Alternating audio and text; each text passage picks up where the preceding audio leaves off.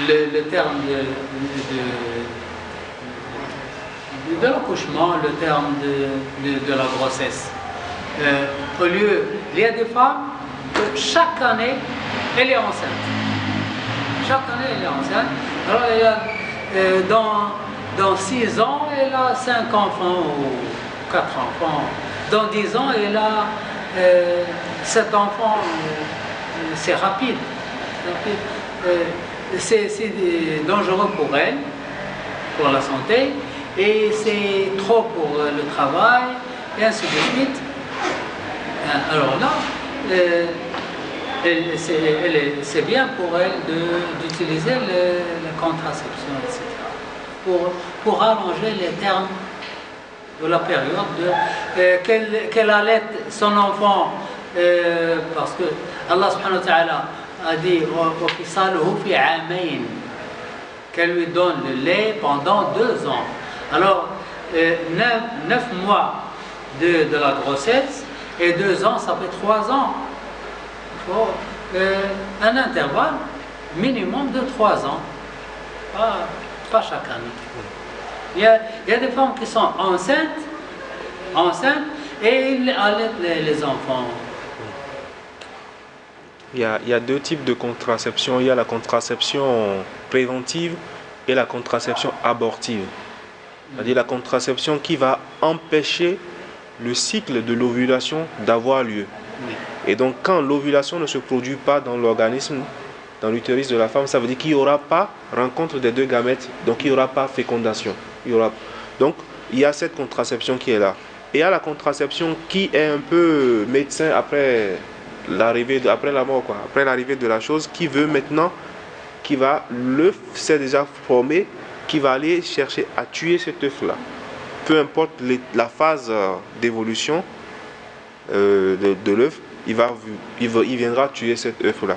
Donc, il faut savoir dans quel cadre on te situe. Soit on est dans une situation de prévention ou bien dans une situation d'abortion. Et je pense... La puce, en fait. Quand la femme elle accouche, on met une puce comme ça dit, elle fait 2 ans ou parfois une année sans avoir une grossesse. Oui. En fait, même la puce, c'est toujours la même chose. C'est comme une prévention qui empêche ou bien qui régule l'anidation, la fécondation d'avoir lieu. Et donc, quand la fécondation est régulée, donc c'est-à-dire que tant que les 2 gamètes ne se croisent pas, il n'y aura pas d'évolution. Donc, maintenant, parce que, comme Oustaz a dit tout à l'heure, que ce soit la grossesse et que ce soit, comment on appelle, que ce soit l'allaitement, c'est comme une machine qui est amenée à produire. Alors, le corps de la femme s'use, qu'on le veuille ou pas, ça va s'user, ça va se fatiguer, ça va se détériorer.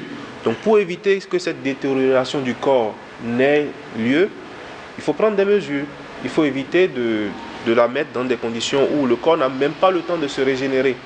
Rien que quand on est en train de faire, on vient de manger son dîner. Je prends juste le dîner. On vient de manger le dîner. Imaginez aujourd'hui, il y a tellement de gens qui souffrent de trucs de côlon et tout ça, ainsi de suite. Il vient juste de manger le dîner. Il va passer peut-être 30 heures pour digérer ce truc-là. Et vous allez lui demander la question, il va vous dire combien il souffre. Mais il sait qu'il ne peut pas s'empêcher de manger. Normalement, il doit patienter que ce qu'il a mangé là soit éliminé du corps. Et ça, c'est pour un dîner que tu manges chaque jour. Imagine-toi quelqu'un qui doit porter une vie en elle. Quel est le besoin que le corps doit avoir, l'effort que chaque organe doit fournir pour pouvoir contribuer à cette vie-là. Forcément, ça va avoir un impact sur le corps. Donc, je ne pense pas que ce soit une mauvaise chose d'avoir cette possibilité qui est là, mais il faut l'utiliser dans le bon. Bien sûr, les pilules qui tuent le fœtus, c'est comme l'avortement. Oui, c'est la mort. Soit prendre les pilules ou bien ouvrir le ventre ou bien n'importe quel moyen pour tuer. Tuer, c'est tuer. Tuer, c'est tuer. Ça, il y a aussi la contraception définitive. Donc la femme ne va plus accoucher. C'est une façon de... Ils vont attacher les femmes de famille. Oui. Et la femme ne va plus accoucher. Si la femme, si la santé de la femme ne permet pas d'avoir beaucoup d'enfants, et elle a déjà des enfants, 3 ou 4 enfants, et puis elle se sent très fatiguée ou malade, une maladie chronique ou quelque chose comme ça, elle peut le faire pour sauver la femme. Pour sauver la femme. Il y a aussi une tendance aujourd'hui qui existe où les gens se disent non, non, non, moi je n'aurai jamais d'enfant. Et ça n'a rien à voir avec l'incapacité du corps à avoir, ou bien le manque de moyens, ou bien aucune de ces déficiences corporelles qu'on peut imaginer. Mais c'est juste parce que, bon, non, non, moi je n'ai pas envie de m'occuper de quelqu'un. C'est vraiment pas pur égoïsme. Et je pense que ce cadre-là ne se retrouve pas dans ce qui est autorisé par l'islam, parce que là on empêche carrément la vie de se produire. Il y a des femmes qui se disent après 2-3 enfants, moi je vais plus donner des enfants, donc elle va arrêter. C'est elle qui décide. Elle n'est pas malade, mais elle dit que bon, elle a, non, ça me suffit. Ça y est, je veux 3 ou 4, ça suffit. Oui, c'est bon. Et le fait, c'est le prophète sallallahu alayhi wa sallam a dit تناكحوا تناسلوا فإني مكاثر بكم الأمم. Mariez-vous, ayez beaucoup d'enfants, parce que le jour du jugement, je veux que mon umma soit très nombreux. Alors, si on a beaucoup d'enfants, ça fait plaisir au prophète sallallahu alayhi wa sallam, et c'est une bonne chose. Si on refuse, ce n'est pas haram, mais c'est comme on néglige une sunna. Le sunna du prophète sallallahu alayhi wa sallam, c'est avoir des enfants. Avoir des enfants. Parfois, avoir des enfants est une obligation. Parfois. Par exemple, l'exemple de Razza. L'exemple de Razza, avoir des enfants, c'est une obligation. Il faut avoir beaucoup d'enfants parce que les sionistes essaient d'éradiquer les Palestiniens. Alors les Palestiniens, il faut avoir beaucoup d'enfants pour maintenir la population. Donner naissance aux martyrs. Ce sont des projets de martyrs, futurs martyrs.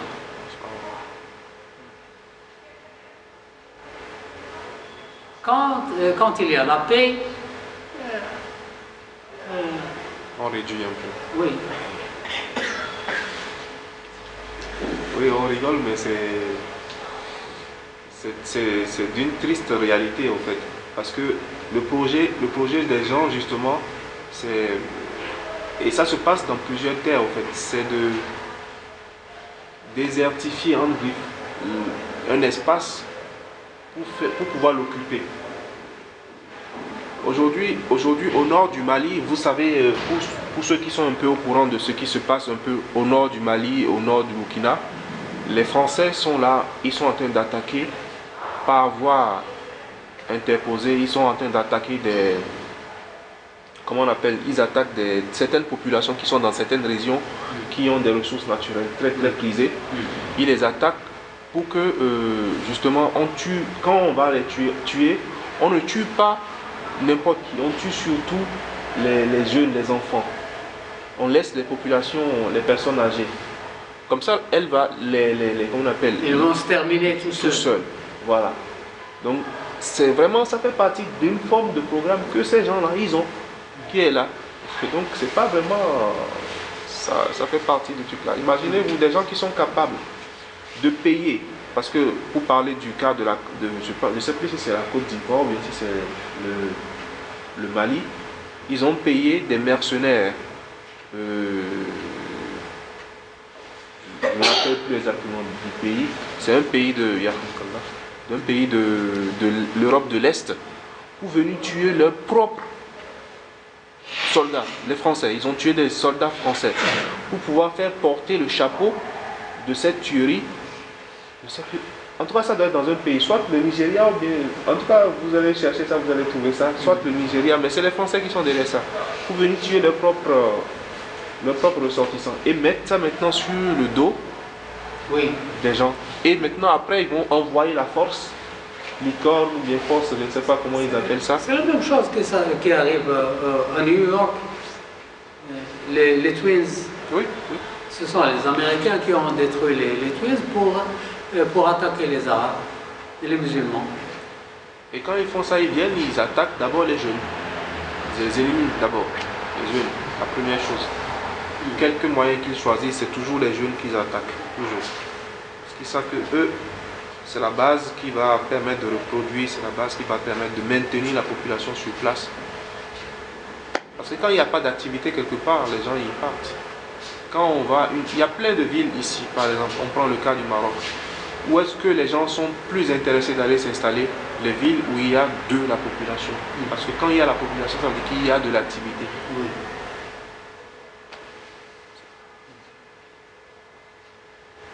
Multipliez-vous là. Alors Allah continue dans le Coran. Et ne vous approchez des biens de l'orphelin que de la plus belle manière. C'est-à-dire, ne prenez pas les biens de l'orphelin. Prenez soin de l'orphelin. L'orphelin, entre tous les pauvres, tous les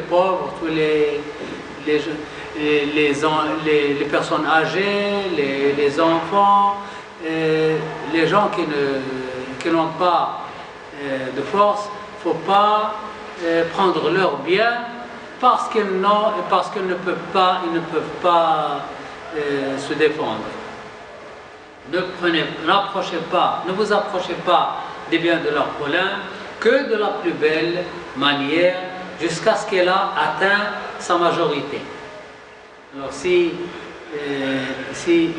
un enfant orphelin a perdu ses parents et elle a un héritage, les gens qui sont proches de lui, ou bien la famille ou les voisins, ou les gens qui l'adoptent, prennent soin de ses biens jusqu'à ce qu'il soit majeur. Et lorsqu'il est majeur, on appelle les gens sages et on lui donne ses biens devant eux comme s'ils seront des témoins. Et donner la juste mesure et le bon poids et en toute justice.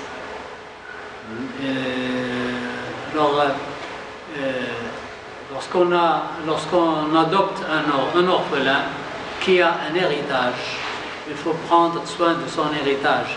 Si on est aisé, on ne touche pas à l'héritage de l'enfant. On le garde. Au contraire, on l'investit. On l'investit parce que,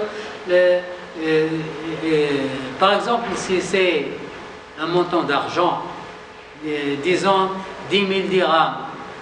10 000 dirhams 1990, ce n'est pas 10 000 dirhams 2000. Ce n'est pas 10 000 dirhams 2020. L'argent diminue de valeur. Alors il faut l'investir pour garder sa valeur, ou bien pour augmenter, ou bien au moins garder sa valeur. Mais si on est pauvre, parfois la personne qui prend l'orphelin en charge, lui-même est pauvre. Il ne trouve rien à manger, alors là, il peut prendre un peu pour survivre. Il ne faut pas prendre tout l'argent, un peu pour survivre. Et donner la juste mesure et le bon poids. Ça c'est pour les marchands, les épiciers, les gens qui pèsent.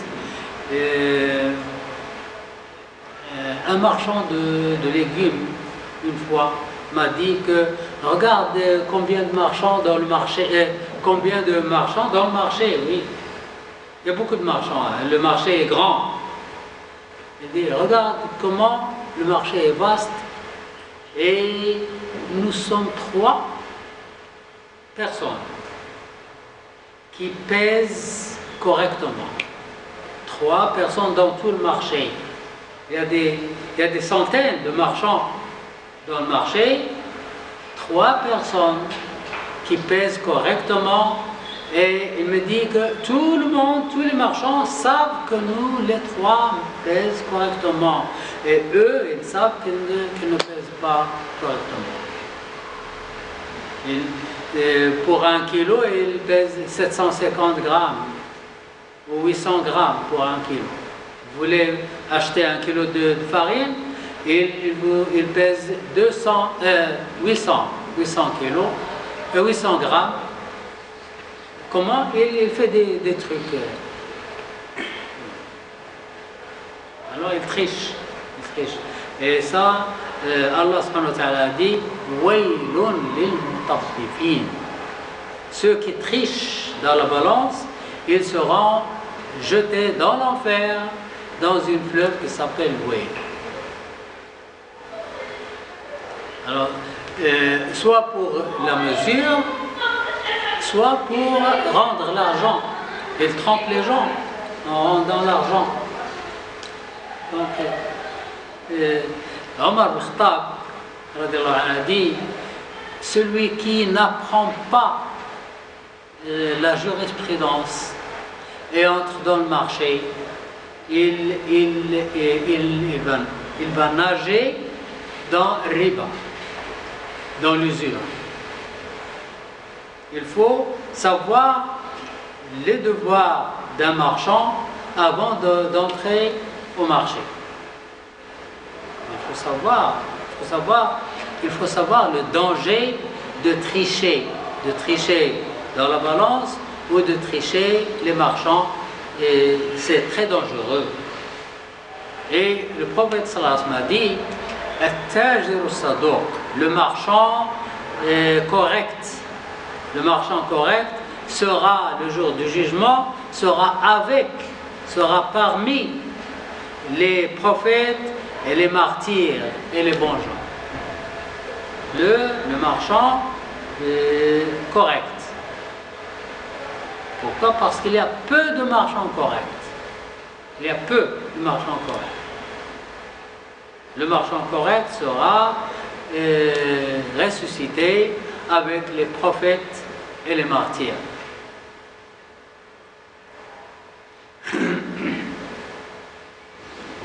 Une fois, un homme, une famille était de passage, de Fès vers Rabat. Ils s'arrêtent au milieu de la route, dans un village. Et ils sont allés dans un restaurant pour prendre le déjeuner, et le père de famille va chez un marchand de raisins. Il a choisi les meilleurs raisins. Il a acheté 1 kilo ou 2. Il les choisit avec sa main. Et lorsqu'il est allé avec la famille, il trouve que les raisins, ils sont pourris. Alors le marchand, qu'est-ce qu'il a fait? Et le marchand laisse l'homme, le client, choisir les raisins qu'il veut. Il a choisi les meilleurs raisins. Il les pèse. Au moment de peser, et lorsqu'il veut donner de l'argent, le marchand fait un geste satanique et lui a donné un autre paquet qu'il a, lui, choisi les raisins pourris. Elle a donné le paquet pourri, et elle a gardé les meilleurs raisins, et elle fait ceci avec tous les... Une fois j'ai vu une vidéo comme ça. Parce que ce sont des gens qui voyagent, c'est ça? Et une vidéo, il pose des... C'est surtout les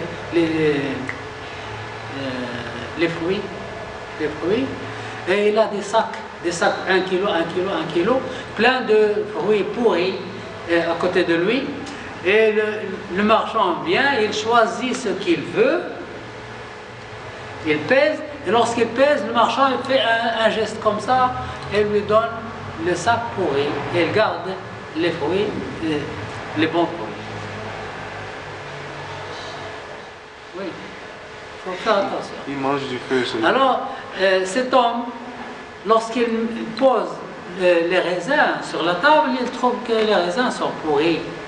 Et il a deux grands enfants, deux jeunes hommes forts. Et il demande au père, où est-ce que tu as acheté ces raisins? Nous allons le battre, etc. Et le père dit, non, non, restez assis. Ça y est, on ne mange pas de raisins. Ils n'ont pas mangé de raisins. Ils ont fini de manger. Et puis le père est allé tout seul vers le marchand de raisins. Il s'assoit à côté de lui et lui dit, écoute, si tu es bâtard, continue ton chemin, continue à faire ce que tu as fait. Mais si tu es un homme qui vient d'une façon licite, les gens qui viennent d'une façon licite ne font pas ceci. J'ai deux enfants, deux jeunes hommes qui vont te rendre viande hachée, mais je ne voulais pas te montrer à eux. Alors, si tu viens d'une façon licite, les gens qui viennent d'une façon licite ne font pas ça. Et il est parti. C'est le marchand qui me raconte. Il dit, à partir de ce jour-là, je n'ai jamais trompé les gens. Ça, c'est une très bonne histoire. Ça me rappelle l'histoire de Omar ibn Khattab, quand il était en train de faire, il est devenu calife, il est en train de faire la ronde, il est tombé chez un homme pour visiter l'homme, et il visite et il trouve que l'homme était en train d'écouter de la musique et était en train de faire danser des femmes et tout.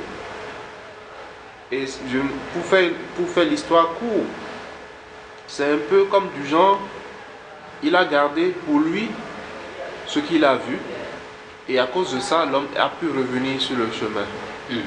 Parce qu'il n'a pas répandu la chose, il a vu la chose qui est mal. Je pense que le bien qu'il y a eu dans cette affaire, c'est parce qu'il a préservé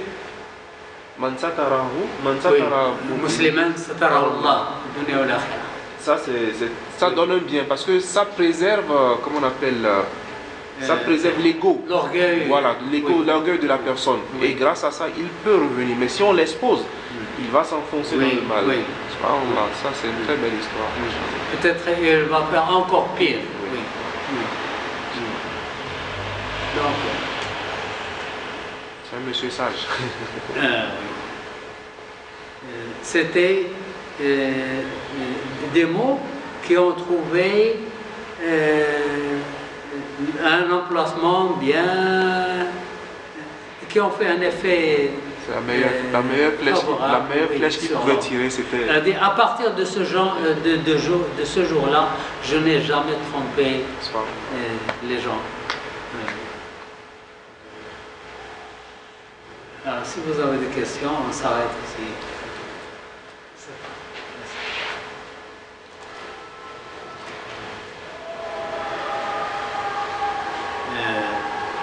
Les 10 commandements se trouvent dans Surat Al-An'am et Surat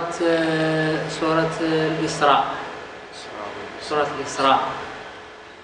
À la fin de Surat Al-An'am, 150, le verset 150, et au début de Surat Al-Isra, se trouvent les 10 commandements et ce qu'il faut faire. Et puis, Surat Al-Hujurat, on l'appelle le surah du bon comportement. Il faut faire ceci, il faut participer à cela. Il n'y a plus de questions?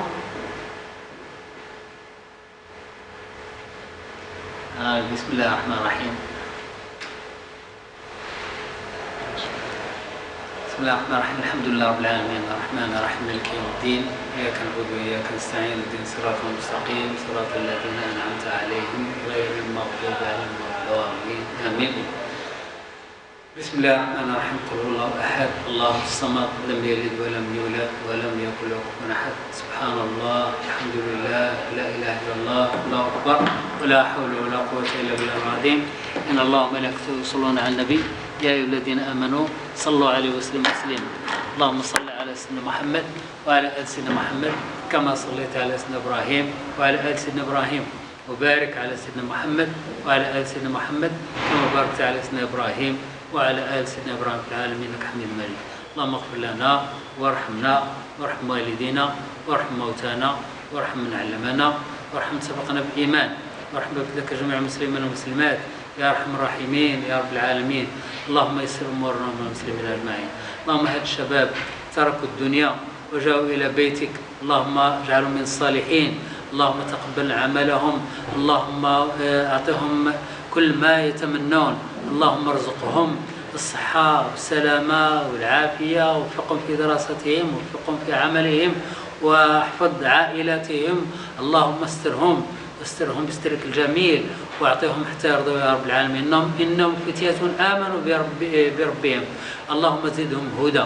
اللهم اهدنا واهد بنا واجعلنا سببا لمن اهتدى. اللهم اصلح ابناءنا وازواجنا واخواننا. اللهم تب علينا انك انت التواب الرحيم وادبر لنا يا مولانا فاننا لا نحسن التدبير انك انت المدبر الحكيم ولا حول ولا قوه الا بك. اللهم اسق عبادك وبهيمتك وانشر رحمتك واحي بلدك الميت. اللهم اسقنا الغيث ولا اجعلنا من القانطين. اللهم اغفر لنا وارحمنا وارحم والدينا وارحم موتانا وارحم علمنا وارحم سبقنا بالايمان وارحم بك جميع المسلمين والمسلمات يا ارحم الراحمين يا رب العالمين. اللهم يا اخوان لنا مسلمين يعانون من الظلم والتقتيل في بقاع الارض. اللهم انصرهم نصرا عزيزا مؤزرا. اللهم انصرهم نصرا عزيزا مؤزرا. اللهم انصر المسلمين. اللهم انصر المؤمنين. اللهم انصر المجاهدين الصادقين. اللهم انصر الحق على الباطل يا رب العالمين. اللهم عليك باعدائك واعداء المسلمين انهم لا يعجزونك. ارنا فيهم عجائب قدرتك يا رب العالمين. اجعل هذا البلد امنا وسائر بلاد المسلمين. وصلى الله وسلم على سيدنا محمد وعلى اله وصحبه اجمعين. سبحان ربك رب العزه عما يصفون وسلام على المرسلين والحمد لله رب العالمين.